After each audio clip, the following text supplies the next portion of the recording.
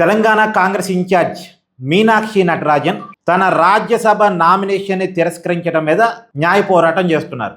సుప్రీంకోర్టులో పిటిషన్ దాఖలు చేశారు. మరి సుప్రీంకోర్టులో ఎలాంటి తీర్పు వస్తుంది, ఆమెకు పాజిటివ్ వస్తా, వచ్చినా సరే 16వ తారీఖు లోపు వస్తా అనేది చూడాలి. ఎందుకంటే 16వ తారీఖు లోపు సుప్రీంకోర్టు తీర్పు కనుక రాకపోతే ఆటోమేటిక్గా మధ్యప్రదేశ్ నుంచి 3 బీజేపీ రాజ్యసభ అభ్యర్థులు ఏకగ్రీవం అయిపోతారు, రాజ్యసభకి ఏకగ్రీవం అయిపోతారు. మరి 16వ తారీఖు లోపు సుప్రీంకోర్టు ఎలాంటి తీర్పుని ప్రకటిస్తుంది అనేది చూడాలి. కాంగ్రెస్ వాళ్ళు అయితే ప్రజా ప్రాతినిధ్య చట్టాన్ని తెర ముందు పెడుతున్నారు. అంటే ప్రజా ప్రాతినిధ్య చట్టం 1951 కింద 33A చాలా క్లియర్గా ఉంది. ఆ చట్టంలో ఉన్నటువంటి అంశం ఏంటంటే 2 సంవత్సరాలకి పైగా శిక్షలు పట్టడానికి అవకాశం ఉన్న కేసుల్ని ఖచ్చితంగా నామినేషన్ పత్రంలో పొందుపరచాలి. లేదంటే 1 year కంటే ఎక్కువ జైలు శిక్ష పడి ఉంటే, అంటే దోషిగా తేలి జైలు శిక్ష పడి ఉంటే అలాంటి కేసులు కూడా నామినేషన్ పత్రంలో పొందుపరచాలి. Very clear. మరొకసారి చెప్తున్నా వినండి. 1 year కంటే ఎక్కువ శిక్షలు పడి ఉంటే ఆ కేసులు పొందుపరచాలి. లేదంటే 2 సంవత్సరాలకు పైగా జైలు శిక్షలు పడే కేసులు నమోదై ఉంటే ఆ కేసులు కూడా పొందుపరచాలి. కానీ మీనాక్షి నటరాజన్ మీద నమోదైనటువంటి కేసు ఏదైతే ఉందో ఆ కేసు FIR అయిందా అంటే తెలియదు, క్లారిటీ లేదు. తర్వాత అసలు కోర్టు కాగ్నిజెన్స్లోకి తీసుకుందా అది కూడా క్లారిటీ లేదు. కోర్టు కాగ్నిజెన్స్లో తీసుకున్నా ఆ కేసులు పొందుపరిచారని గతంలో సుప్రీంకోర్టు రూల్స్ ఉన్నాయట.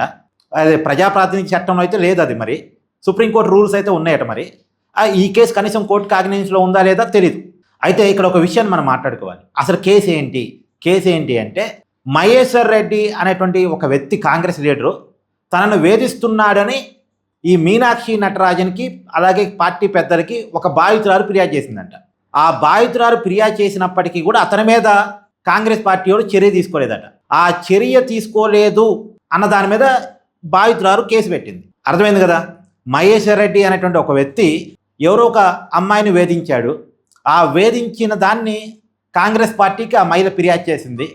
ఫిర్యాదు చేసినా కాంగ్రెస్ పార్టీ వాళ్ళు అతని మీద చర్య తీసుకోలేదు కాబట్టి ఆమె కేసు పెట్టింది.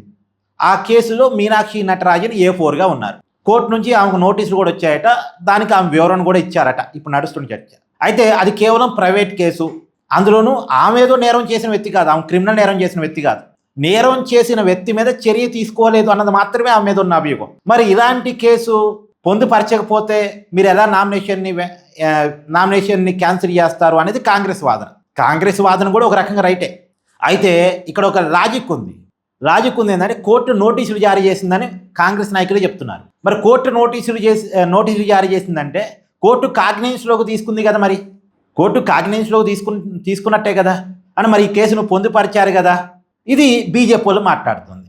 అంటే ఎవరు లాజిక్ వాళ్ళు ఎత్తుకునేటువంటి ప్రయత్నం ఉన్నారు. మనకాడి చట్టాలంతే, ఎవరికి కావాల్సిన లాజిక్ వాళ్ళకి దొరికిపోయింది. సరే, కానీ ఒక విషయం ఇక్కడ నేను చెప్పదలుచుకుంది ఏంటంటే ఒకవేళ మీనాక్షి నటరాజన్ న్యాయ పోరాటం చేసి న్యాయ పోరాటంలో గెలిచి మళ్ళీ ఆమె నామినేషన్ ఓకే అయినప్పటికీ కూడా ఆమె రాజ్యసభ సభ్యురాలుగా గెలుస్తారు అనే నమ్మకం లేదు. ఎందుకంటే మధ్యప్రదేశ్లో కాంగ్రెస్ పార్టీకి 63 మంది ఎమ్మెల్యేలు ఉన్నారు.